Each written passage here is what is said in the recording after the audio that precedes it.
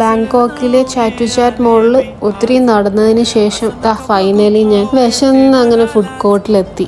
ഈ ഫുഡ് ഭയങ്കര ടേസ്റ്റ് ആയിരുന്നു കേട്ടോ. പിന്നെ ഒരു കരിമ്പിൻ ജ്യൂസ് ഉണ്ടായിരുന്നു, നല്ല ടേസ്റ്റ് ആയിരുന്നു അതും. ഈ കാണുന്ന ഐറ്റം ബാങ്കോക്കിൽ ഭയങ്കര ഫേമസ് ആണ്. റൊട്ടി, ബനാന, പിന്നെ ന്യൂട്ടല്ല. അതിന്റെ കൂടെ ഇവരെന്തോ ഒരു സോസും കൂടെ ഒഴിക്കുന്നുണ്ട്. ഞാൻ ആദ്യമായിട്ടാട്ടോ ഈ സാധനം കഴിക്കാൻ പോകുന്നത്. കണ്ടിട്ട് നല്ല ടേസ്റ്റി ആയിട്ട് തോന്നുന്നുണ്ട്. ചുമ്മാ ഇങ്ങനെ കമന്റ് പറയണതിനെക്കാളും നല്ലത് ഞാനത് കഴിച്ചതിന് ശേഷം കമന്റ് പറയുന്നതായിരിക്കും. കണ്ടല്ലോ, ഇങ്ങനെയാണ് ഇത് ഉണ്ടാക്കുന്നത്. രണ്ട് കോർണറിൽ നിന്നും ഞാൻ എൻജോയ് ചെയ്ത് കഴിക്കുകയാണ്. അടിപൊളി. ഞാൻ എന്താണ് ഈ കാണുന്നത്?